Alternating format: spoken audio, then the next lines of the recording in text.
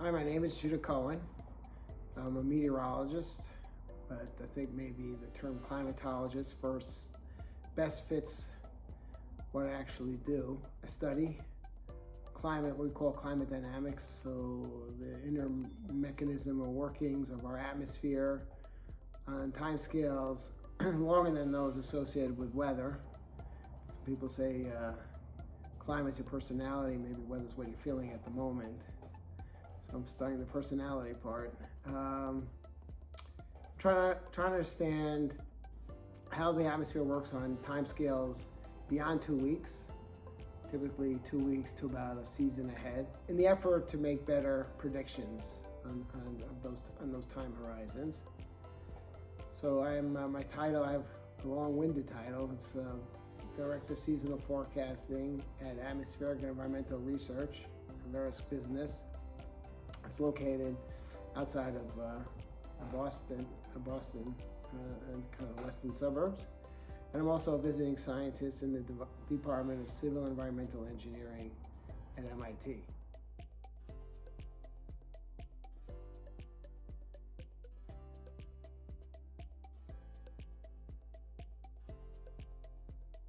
When I first was interested in meteorology, when I was in high school, I envisioned these great adventures going on these expeditions to Greenland or Antarctica and experiencing this very adverse weather.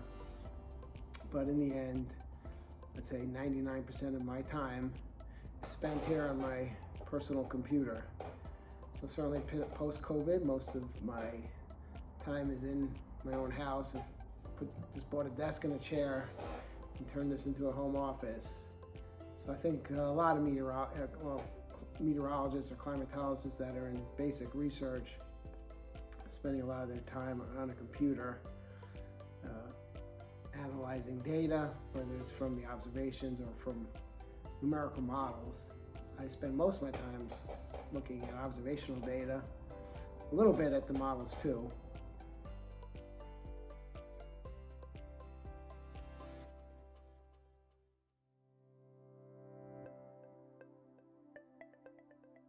So this really wasn't part of my original work description, but I started writing a weather blog, trying to push the envelope on these longer range forecasting.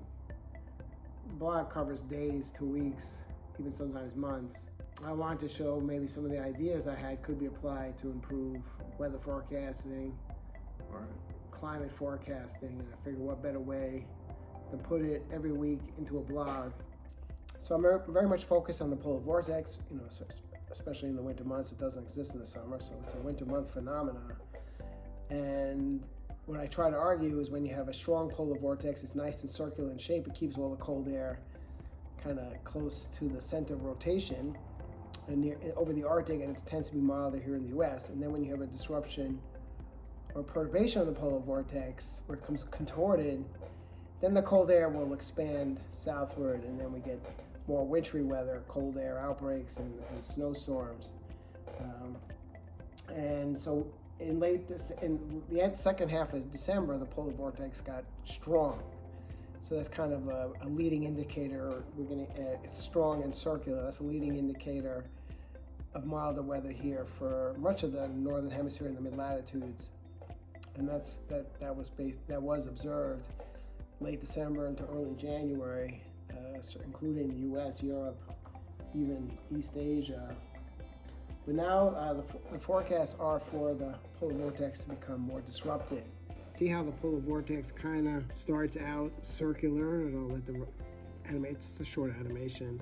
It starts out circular and then it becomes more contorted and distorted, and all the cold air inside the circulation of the polar vortex is represented by the blue shading. So there it goes, it's nice and tight. The cold air is up in the Arctic, and then it starts to get more contorted, moves around, kind of meanders and wobbles, and gets all stretched out. And that's happening because this warm air is trying to rush towards the Arctic from lower latitudes, and that's leading to this disruption of the polar vortex. So I do think in the coming weeks we should see a return to more wintry weather here in the East US, so see if that comes to pass or not. But these are the type of things I'm certainly very much focused on, pushing the envelope, making longer range forecasts. And again, I think what's important for this is the behavior of the polar vortex and how Arctic change and variability can influence the polar vortex. So.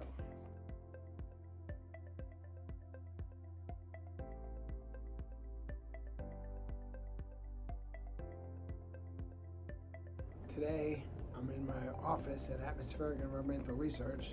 So yes, I talked about my blog, but I'm also active on Twitter.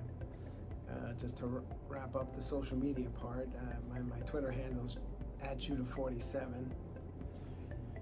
So, but most of my time is not spent on social media, but rather either writing proposals, writing research papers, or performing analysis that goes into either the papers or into the proposals. My biggest source of funding comes from the National Science Foundation, and actually I'm reviewing right here in my background, I'm reviewing someone else's proposal. So I guess if they fund you, then they do expect you to review your peers' proposal submissions. Hopefully you got a sense of my daily routine. Much of it spent here in this home office, but I also shuttle to my office in Lexington, Massachusetts, meet with colleagues there, and I also go to MIT and meet with a couple of postdocs there, and we have some very productive conversations and leading to papers, which is the bulk of my time spent, papers and proposals. I also work on the blog, and a little bit interesting times here as the polar vortex looks like it'll go through a major disruption. What the influence will be on our weather will be is still a question mark, but one thing I didn't get to show yet is going to conferences and meetings. This is one of my most enjoyable parts of the job. I really love the interaction of sharing my ideas, really my latest research that has not yet been published, but also hearing the latest research from colleagues. I certainly remember going to a conference at MIT on the North Atlantic Oscillation, and really opened my eyes to something I really was unfamiliar with, and completely changed the direction of my research that ended up with the polar vortex. But and besides here, sharing and receiving new ideas, obviously there are great conversations, especially over your favorite beverages. For me, it tends to be coffee and beer. Some really great conversations, around the meeting, which I think are really invaluable for, moving the research forward. And also, you could lead to new papers and new proposals, which really needs to be done, I think, in person. And COVID, made that difficult, but it looks like things are starting to try to return to normal. But I really, really do enjoy going to conferences, and doing them over Zoom is just not the same. Really allows for the exchange of ideas that just don't happen, especially now post-COVID, where I feel a little more isolated than I did earlier. The conferences are really something that gives me new energy, new purpose to pursue new venues or avenues of research.